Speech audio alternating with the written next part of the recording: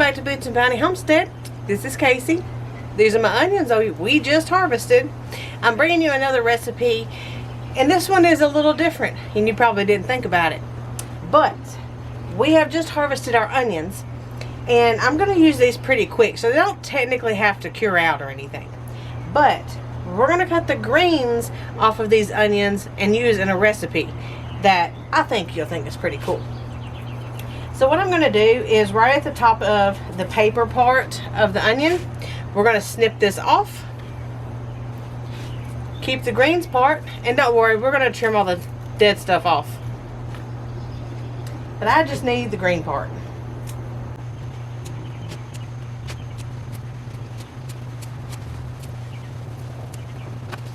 You can also get your greens off of the onions when they're still in the ground.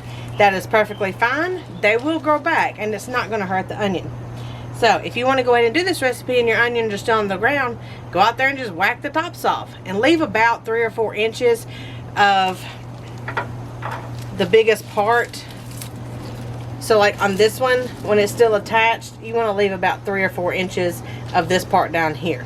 Don't cut it too far down, because that will just that may hurt the onion, and it may cause some problems with it further developing. So let's go inside and let's get these cleaned up, and let me show you this recipe. All right, so what we're going to do now is we're going to cut off all these little dead ends. Don't mind him. We're just going to snip those off and just keep the green part. My mama always said, if you don't want to eat it, get rid of it. My answer was, I don't like to eat it, so I can get rid of all of it. That was a kid in me, huh? It used to be my answer the last year. So I grew up. Right? He grew up last year. My stove is hot from cooking, so I'm leaving those over there. And just cut off any little dead spots, any brown spots, any tip ends. And if your onions are still on the ground, you may not have to trim them up as much, because they only really start turning brown on the ends whenever they are getting ready to be harvested.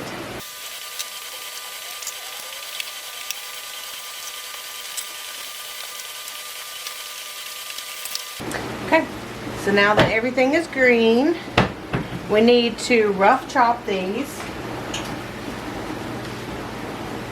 and put them in a bowl.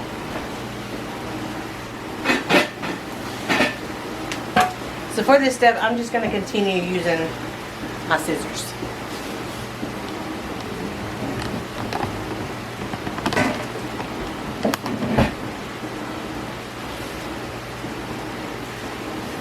If you have any that you left connected, you can go ahead and pull those off and get rid of any of the paper part. Rough chop them to about 1 inch. They're just easier to work with once you cut them like this.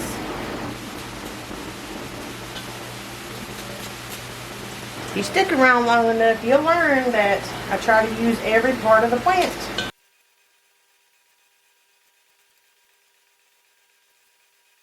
Did y'all see that? He just jumped in the trash can.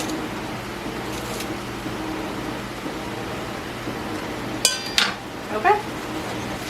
There we go. And I'm going to say we've got about 4 or 5 cups of chopped onions. Our next ingredient is going to be, you can use pine nuts or walnuts. All I have is pecans, so that's what I'm using. About half a cup. My oven is already preheated and cooking at 400 degrees. So I'm going to leave it there and take my items out because they're done, and just slide this in there for about 5 to 8 minutes. Just watch them to make sure that they are not going to burn.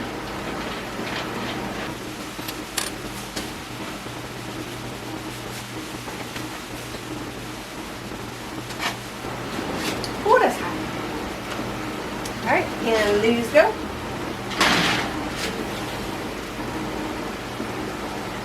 So don't mind me cooking for supper. Okay, those are toasting. The next ingredients we need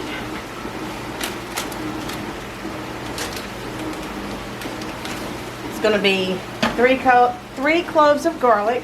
Now I don't have the fresh ones.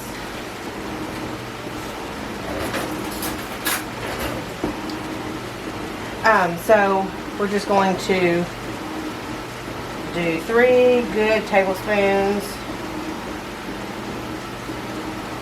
Eyeballing it, that's how we roll. Now the Parmesan cheese, I'm just going to use this because this is all I have. This is shredded.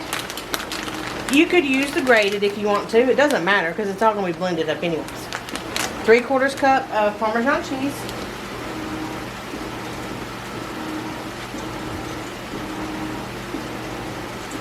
And then I'm going to put in like 2 cupfuls of this lemon juice.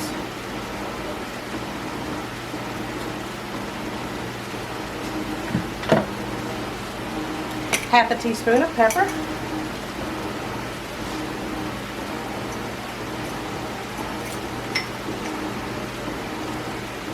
Teaspoon of salt. All right. Okay, so you can cook this, not cook it. You can puree it, blend it, however you want to. I'm going to use my blender because I don't have a food processor, but if you have a food processor, then this will be a good time to do that. I'm going to use my blender and go ahead and get it out now while the while the pecans are finishing up.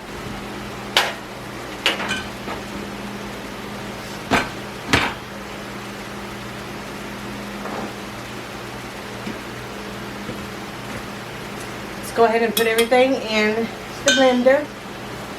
Maybe over here where you can see a little bit.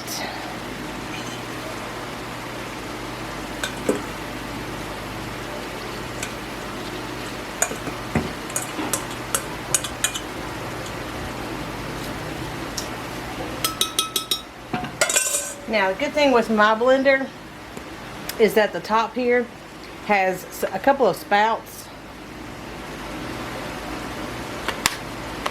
where you can open it up and pour stuff in.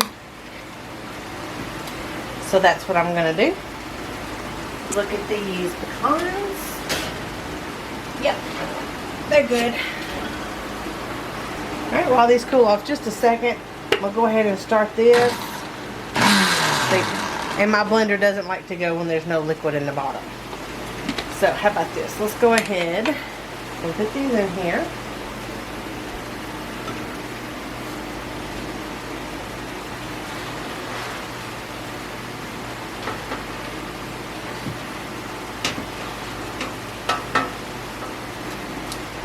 And if you like basil, you can go in and throw some basil in here too. I think I will. This is basil that Emma grew last year.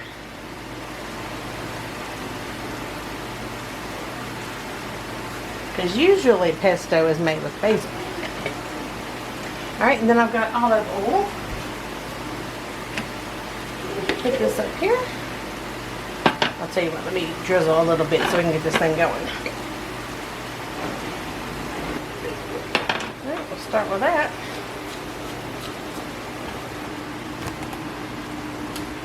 Sorry, let me pour out the big one here.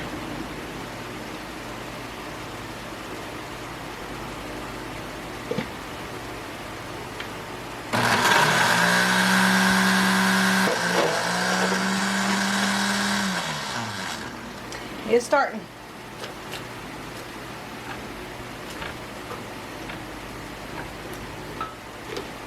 Once it catches, it'll start going.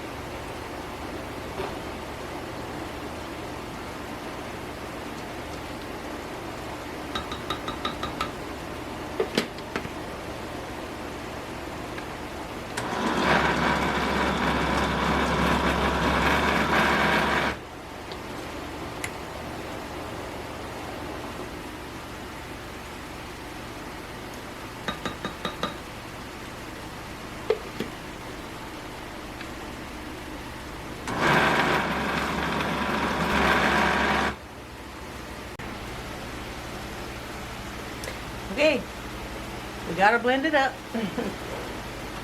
Let's taste test it because we need to check the spice.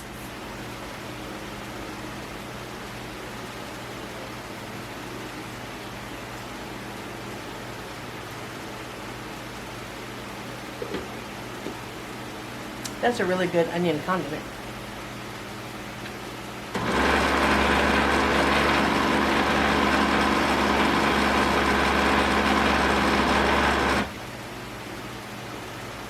All right. Stina's never had pesto. Honey, you try it?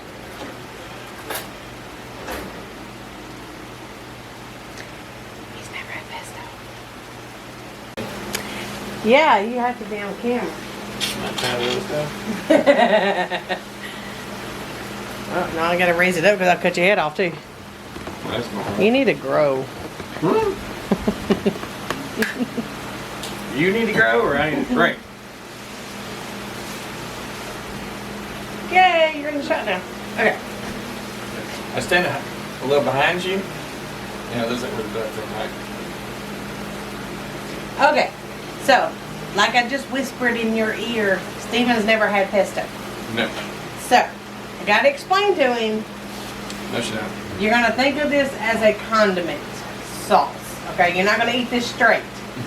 So this is gonna be a condiment. Like you would put on noodles, or you could put it on burgers, or something like that. Okay? Okay. Doesn't want to try too? Okay. So he's not getting much. You can feed yourself. Thanks.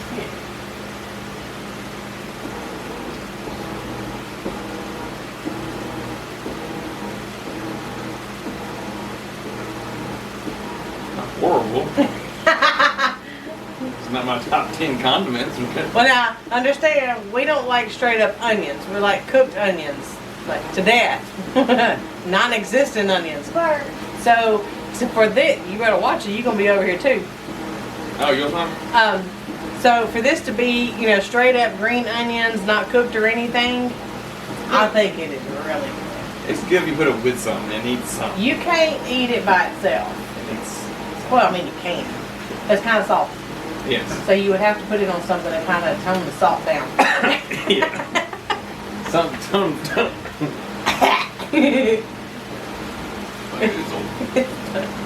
Stuck right there.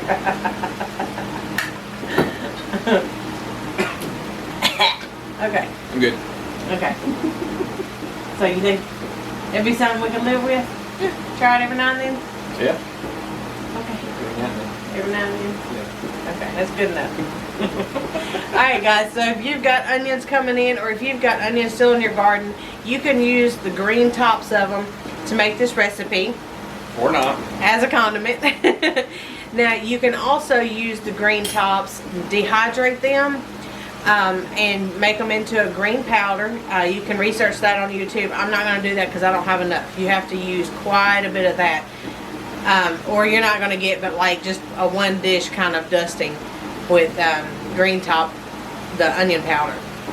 I'm sure there's other ways you could use it, but that's all the onions I have, so that's the only recipe you're going to get. And it's something that I've been wanting to try. Now I did make the basil pesto last year, and you can also use the same recipe with that and just put basil in there and use up a whole bunch of your basil because you know how wild it grows. What are you doing? You eating more? No. No. Not plain. I was looking down in there. So now over time, as it sits here, you can put this in the refrigerator. They say to use it within about 2 weeks or so. Does it get stronger the longer it sits? No, not really.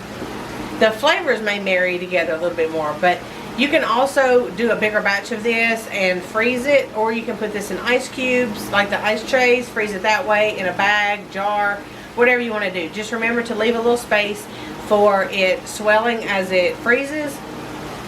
And continue to watch our new series that we've got for our cooking from scratch, where I'm going to use this in a recipe one night. So be watching for that so you'll know how to use it kind of in a meal, and I'll give some suggestions on how to use it as well whenever I'm cooking it in that video. So We agree, it ain't nasty. I would eat it again, man. I'd have to try it with something else. I mean, that's kind of a one-sided deal because you're like, here, try this, but it's meant to go with the things. So yeah, but it's the flavor of it. Yeah, you know, I could see that mixed with some kind of. Like if you don't like it, you're not going to eat it on food. I don't really care for onions, but I can eat sauteed onions and stuff like that. Right, but I mean that on like some butter noodles, or you know, maybe just a little bit on a hamburger patty or something. That'd be great. I think it'd really be good. I particularly love it, and I don't even like onions. I wouldn't put it on a burger, but you don't want to. Maybe like dipping like chicken in it. Yeah, you can put it. Well, you can put it on chicken. On pasta, like instead of like Alfredo, we use that instead of Alfredo or something. Well, you can use this in different things. Okay, well I'll go ahead and tell you. So you can you can mix it in like sauces, like your pizza sauce or lasagna.